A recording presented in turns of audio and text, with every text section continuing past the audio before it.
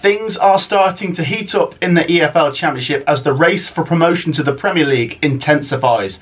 Welcome back to yet another video today, guys. We are taking a deep dive into the EFL Championship table and we're looking at the top end, looking at the battles for the top 2 and the top 6, and there are so many teams involved. Before we start going into the EFL Championship table, guys, and looking at the recent results and the upcoming week in the Championship where there's double header fixtures for everyone, just make sure you hit that thumbs up button as we go for 500 likes on this one. If you support an EFL Championship team, then do make sure to drop a thumbs up. Do make sure, of course, guys, to hit that subscribe button down below as we are now pushing to 42,000 subscribers, and every subscriber really helps. And keep up to date with the channel. Myself and Sophie are back tomorrow giving our EFL Championship midweek predictions Monday midday. Join us then. We're going to start at the very top then with these three teams. Leeds United have joined the top 3 and that top 2 conversation. Let's go through the weekend's results in chronological order. Ipswich Town, who were due to play on Friday night away at Rotherham United, strong favourites for that one, saw their game getting postponed. Obviously, we can't comment on the game itself. We can only speculate what might have happened, but what I will say is it was really poor how it was handled. The fact that the majority of Ipswich fans will have made it to Rotherham or near enough before the game was cancelled is criminal. The Rotherham United versus Ipswich Town game will now obviously have to be rearranged, and it does leave Ipswich Town with a fixture in hand on the teams in the division. After that, we saw Leicester City and Leeds United play in the 3 PM games. Leicester City fell behind at informed Swansea City,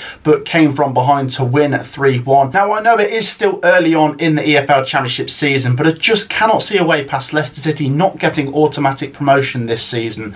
And to be honest, I fancy them for the title as well. They just keep winning. It's 11 wins in 12 games now for the Foxes, and their next game is an interesting one as they host Sunderland at the King Power, but I just cannot see Leicester City dropping many points anytime soon. Another team who produced a stunning comeback on the road were Leeds United. They came back from 2-0 down at Norwich City to win 3-2 and move within 6 points of Ipswich Town. Now, when the gap between Ipswich Town and Leeds United was 9 points, it made you think this is going to take some work from Leeds United to shut this gap down. But when it becomes 6 points, it's mathematically possible that could be shut within 2 games. So it is possible that Leeds United could be in the top 2 at the end of the next week, as both Leeds United and Ipswich Town are playing twice. Now, obviously, do take that with a pinch of salt because Ipswich Town do have a game in hand, and I do not see them losing their next 2 games. The objective is not for Leeds United to get into the top 2 by the end of next weekend, but to get in there by the end of the season. I've said it for a few weeks now, Leeds United, if any team cracks that top 2 open, it will be them.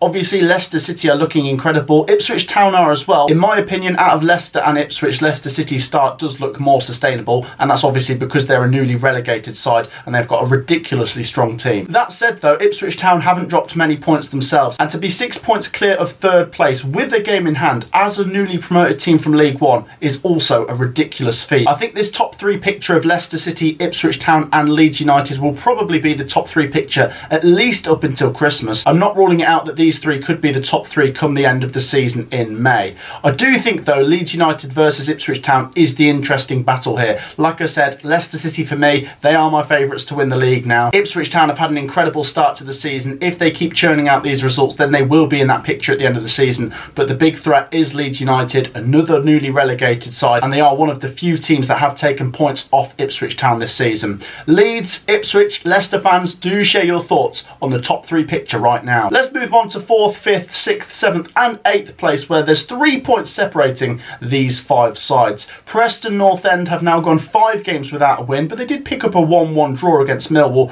which brought to an end their 3-game losing run. There will be some frustration there though, having been at home and taken the lead. Once again though, that incredible start to the season that Preston North End have had has kept them in the picture despite no wins in 5 and those 3 defeats in a row. Massive game coming in midweek for North End as they host the team directly below them, Southampton. Southampton themselves have now started to find a little bit of rhythm. They did have that wobbly patch where they didn't win in 3 or 4 games, and then there was a disappointing 1-1 draw with Rotherham before the international break. But a late 2-1 win at playoff chasing rivals Hull City has given Southampton a massive boost, and I would imagine they're going to be favourites going into that game looking away at Preston North End. For me, Preston North End versus Southampton is one of the biggest games in midweek in the EFL Championship. Feel free to share your predictions for that one down below. I can see it being close. Despite 2 defeats in their last 2 games, Sunderland are still clinging on to that final playoff place by their fingernails. We obviously spoke about that very disappointing 4-0 defeat at home to Middlesbrough just before the international break, and Sunderland didn't recover well after the international break as they followed that defeat up with another defeat, a 2-1 away defeat at 20th place Stoke City. That said though, some of the results for the teams around Sunderland in the Championship table were a bit mixed, so Sunderland have just about got away with it, clinging on to that final playoff place for now. However, the possibility of them falling out of the playoffs next week does look real as they go away to top of the table Leicester City in midweek,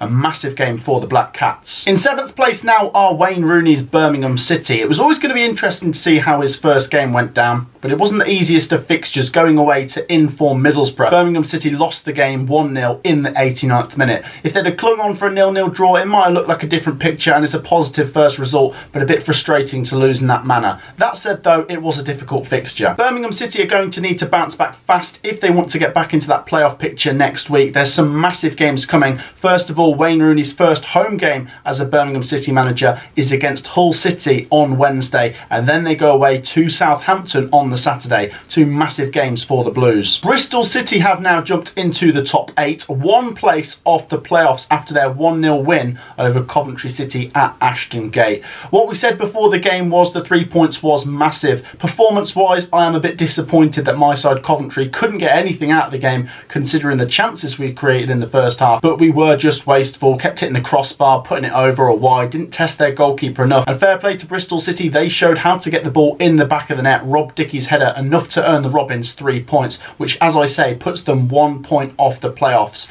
These head-to-head games between mid-table teams or teams just in the top half are massive. 3 points pushes you up about 3, 4, 5 places when it's that congested in the middle, and as I say, Bristol City 1 point off the playoffs now. It's set up to be a fascinating week now for the Robins as Bristol City host 2nd place Ipswich Town in midweek. It's going to be interesting to see how Ipswich Town perform, having not played now for 2.5 weeks, and then Bristol City go away to Cardiff City at the weekend. Massive game coming. Next up then, and we have a cluster of 5 teams joint on 17 points. West Bromwich Albion, Norwich City, Cardiff City, Hull City and Middlesbrough. West Bromwich Albion missed the opportunity to go level on points with 6th place Sunderland as they only got a 0-0 draw at home to Plymouth Argyle. They have got another massive opportunity coming in midweek to get 3 points on the board as they host struggling Queen's Park Rangers. As for the next 3 teams, Norwich, Cardiff City and Hull City, all 3 of them lost at the weekend. A win for any of them would have put them into the top 6 going into these midweek games. As we just mentioned, Hull City will be going away to Birmingham City in a massive game between 2 sides just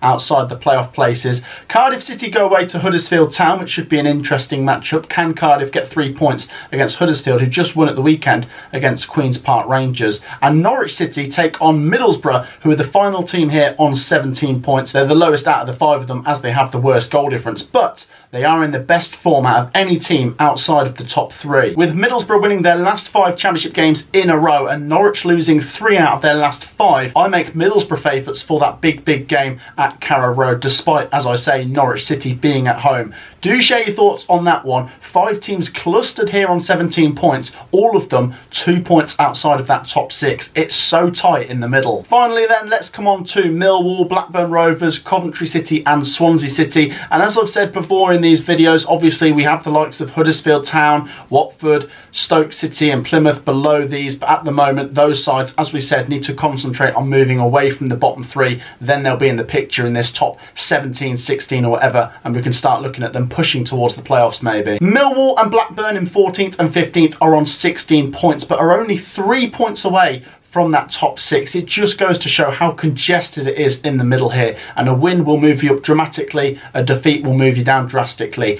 Millwall have obviously changed their manager. It's going to be interesting to see how they perform in their next coming games. It was a credible 1-1 draw away at Preston at the weekend for Millwall. Back-to-back draws now for them. It's back-to-back wins though for Blackburn Rovers as they've started to move up the table here, and interestingly Millwall and Blackburn face off in midweek at the Den, and just remember how dramatic this game was on the final final day of last season when Millwall looked like they were going to secure a playoff place and Blackburn came from behind to win 4-3, just missing out on the playoffs themselves on the same day. Despite it being 14th versus 15th, a massive game here for both Millwall and Blackburn. A win will probably put either in the top half going into the weekend. Finally then, let's touch on 16th and 17th place Coventry City and Swansea City. Both had been in pretty decent form coming into the international break, in particular Swansea. For Coventry it was 4 games unbeaten, but both sides lost at the weekend. Coventry going down 1-0 at Bristol City, Swansea losing 3-1 to Leicester City. Both Coventry and Swansea can be frustrated with how those games played out. Coventry City, as we watched on Saturday,